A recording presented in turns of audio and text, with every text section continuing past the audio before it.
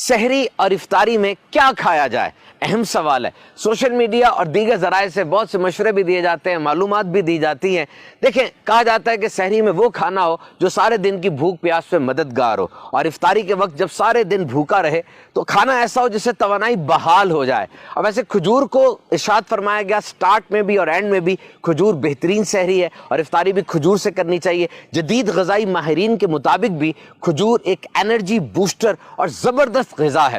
اب بعض کھانے ایسے ہیں جن میں لذت تو ہے لیکن غذائیت نہیں ہے، اور بعض کھانے ایسے جن میں غذائیت تو بہت زیادہ ہے لیکن برگر، پیزے، شاورمے جیسی لذت نہیں ہے۔ تو میرے لیے سنت کی بارگاہ میں عرض ہے حضور کہ کھجور تو بہترین ہے، اس کے ساتھ سحری میں اور افطاری میں کون سے ایسے کھانے، پھل، سبزیاں ہیں جن کا چناؤ کیا جائے اور دسترخوان کی زینت بنایا جائے؟ ماشاءاللہ، کھجور میں تو خیر کوئی شک نہیں کہ بہت کچھ ہے، بہت بڑا خزانہ۔ پہلے کے دور میں تو کھجور روٹی، بس کھجوریں کھا کر پانی پی لینا، اور توانائی اس میں۔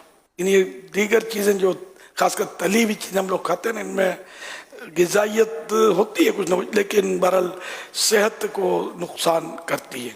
تو روزے میں مطلب یہ کہ ایسی چیز کھائے کہ اس سے دن کو پیاس بھی کم لگے۔ مثلا دہی کا استعمال بھی کیا جائے۔ دہی کا بھی کوئی اعتبار نہیں کہ یہ درست ہے یا نہیں ہے دہی۔ تو اس میں دہی بنانے کا اگر آپ طریقہ سیکھ لیں نا گھر میں، تو ایک اچھی چیز بن سکتی ہے۔ جیسے کہ دودھ لیا اور مٹی کا کوڑا پیالہ اگر اویلیبل ہے تو میٹھا مدینہ، اس میں اچھی بنے گی دہی۔ ورنہ بہرحال کسی اور برتن میں، پلاسٹک میں نہیں کیا کرے۔ پلاسٹک خطرناک ہوتا ہے، اس میں خود اپنے ایسے کیمیکلز ہوتے ہیں جو تباہ کن ہو سکتے ہیں۔ تو یہ پلاسٹک کے برتن عام ہیں، گرم گرم کھانا سالن اس میں ہم لوگ ڈالتے ہیں، ہے نقصان دہ۔ تو اب یہ کہ مثلاً آپ نے کسی برتن میں، وہ دہی مزے کی نہیں بنے گی، مٹی میں زیادہ مزے کی بنے گی۔ تاہم یعنی یہ بنا لیا آپ نے، دودھ لیا نیم گرم، ان میں تھوڑی سی دہی ملا دیں۔ اچھا، پہلی بار جیسے بنا رہے ہیں تو اگر آپ پسند کرتے ہیں کہ میٹھا دہی کھائیں تو اس میں شہد ڈال دیں، گڑ ڈال دیں، وائٹ چینی جو ہے سفید چینی، وہ تھوڑی سی کوئی بھی مٹھاس ڈال دیں، ہے نا، تھوڑی سی چلو چینی ڈال دی۔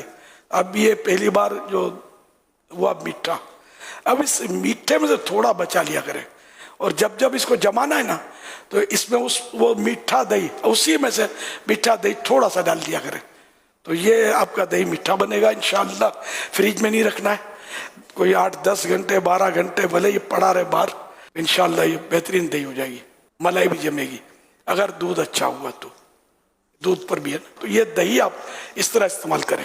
یا کوئی دہی کا دکان والا آپ ایسا ہو، آپ کو لگتا ہے خوف خدا والا اور یہ اس کی کوالٹی ملاوٹ سے پاک ہے، تو پھر ٹھیک ہے۔ وہ سارے وہی ہم دہی تو باہر کی استعمال کرتے ہیں عام طور پہ، گھر میں کوئی بناتا ہے تو کبھی کبھی آ جاتی ہے تو مزہ آتا ہے، اچھی لگتی ہے جبکہ بنی اچھی ہو، بنانا آتی ہو، ورنہ پھر وہ دہی بھی اتارنا ایک حلق سے آزمائش ہوتی ہے۔ طاقت کی جو غذائیں ہوتی ہیں وہ لینی چاہیے۔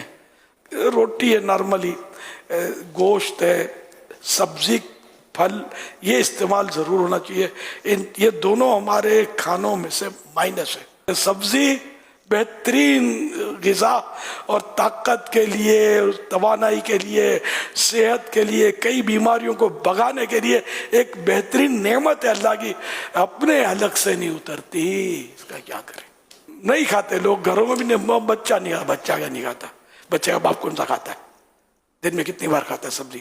ہاں، بعض کھاتے، بعض شوقین ہوتے کھاتے، دبا کے کھاتے ہیں، تو ان کو کئی بیماریوں سے پروٹیکشن مل جاتا ہوگا۔ جو نہیں کھاتے وہ بیچارے پھنسے رہتے ہیں آزمائشوں میں۔ تو پھل، سبزی یہ ضرور ہماری غذا کا حصہ